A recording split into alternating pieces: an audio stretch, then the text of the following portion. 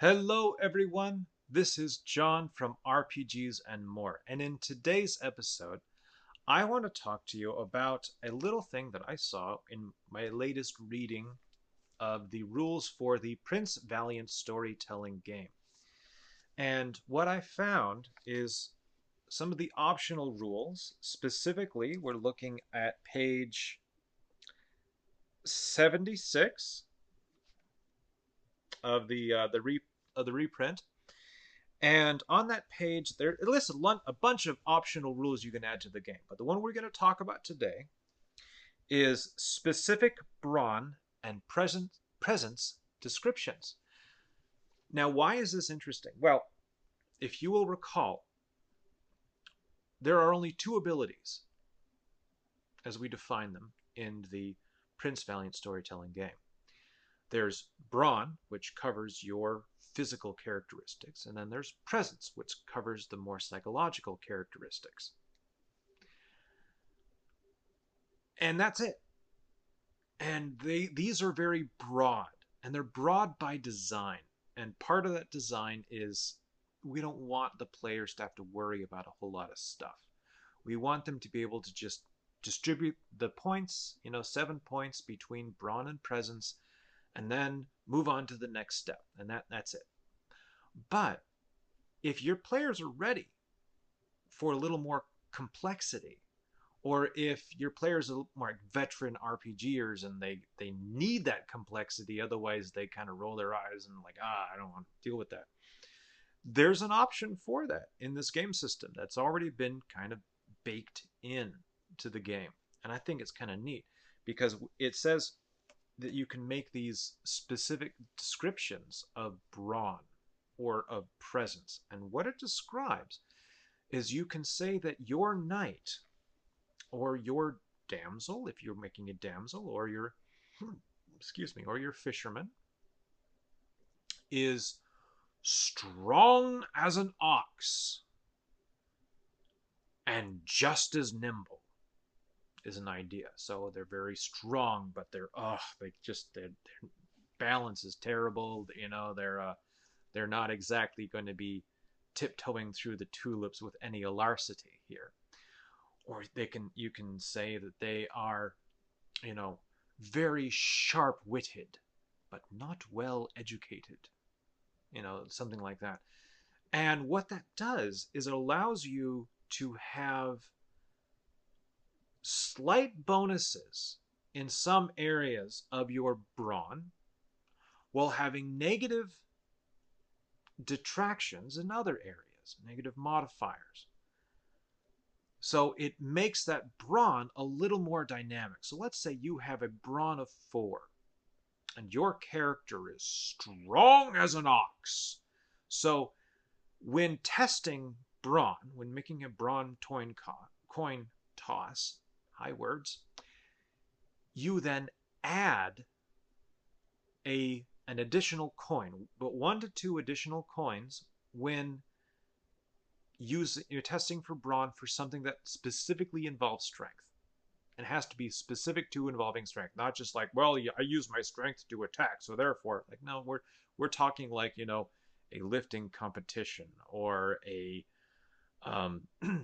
or swimming, because that's usually a strength thing, or if you're trying to bend bars and lift gates, to use some old D&D terms, then that would be something you would get 5 coins for instead of 4. But conversely, if you are attempting to do something like squeeze yourself through a tight space and move your body around, doing something that requires dexterity, then you would only have 3 coins from your brawn that you would be able to dedicate to this task instead of your usual 4. And if you really put the +2 towards your strength, then your dexterity is bringing those 2 away, bringing that 4 to a 2. Now, if you as the DM wanted to make this matter in combat, you can do that, because you can simply say that the strength matters, the strength side of things matters when you are doing melee combat, and if they ever are trying to throw a spear or sorry, if you're ever trying to throw a spear accurately or shoot a bow, then those are things that all come off of brawn, but use the archery or ranged combat skill instead. Well, with that one, you only get the lower brawn because your dexterity is lower, and that's a way you can make that work and actually have it affect some of the weapons. Which some of this can lead towards a min-maxing mindset, but then there's going to be scenarios where that knight who's really buff and big and strong and great with weapons is going to be in a position where actually it'd be a lot easier for them if they maybe they have to engage in an archery contest in order to prove themselves to their lady fair in some way, or maybe they have to throw, they're trying to get something special to another person. There's a barrier in the way, they have to throw it, and now it's harder. Now all of their training towards melee combat, which is great for melee combat, but it's not going to help them in this one vital thing for that they're trying to do. You can add those kind of elements to the story. That's why having a well-rounded character who is just a straight 4 in brawn, because that's where we started from, that's not a bad idea. It's a good idea because it gives you the most versatility. It allows you to do the broadest range of things with your brawn. But if you really want to create that lumbering, clumsy giant, you can do that. And it's an option in this game that you can activate.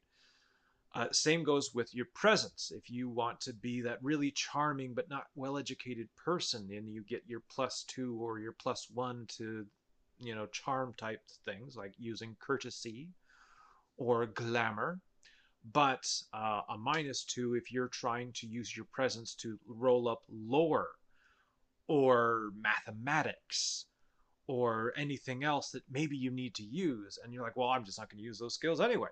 Well, but you might be in a position where mathematics would allow you to not get cheated by a merchant when you're buying something. Like, say you want to buy new armor,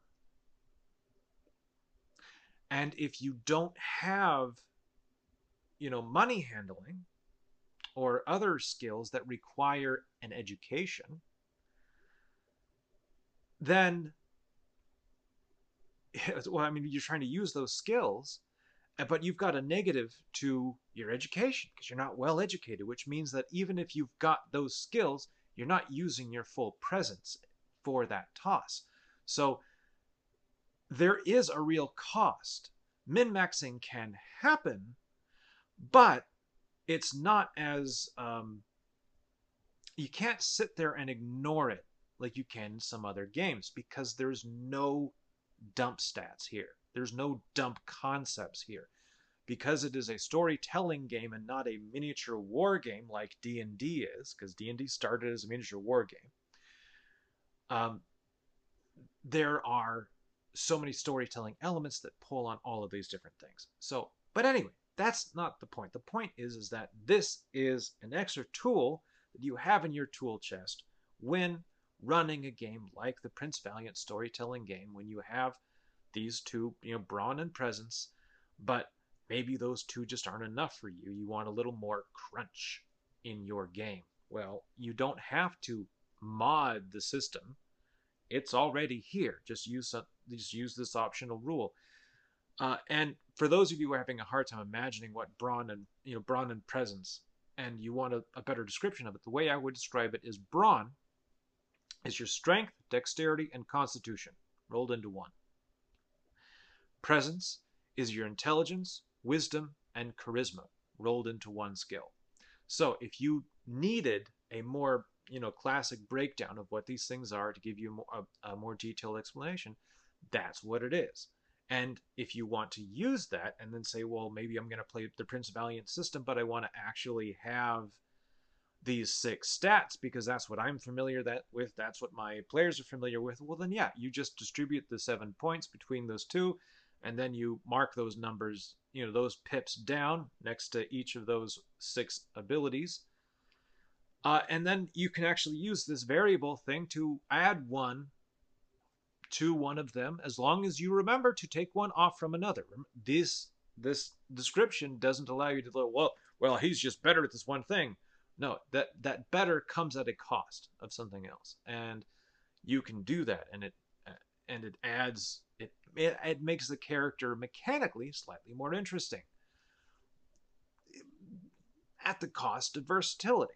I personally think that I would recommend that if you're new to the system, maybe don't do this the first time and play it the way that it was originally intended without the optional rule, and then add this in later for your next character, your second character, your third character, whatever you're going to do. Anyway, that's my thoughts. I hope you found this moderately interesting. Thank you for paying attention and listening to me as I talk once more about this game system that I find absolutely fascinating and wish was still in print. I hope you have a wonderful day. Peace be with you.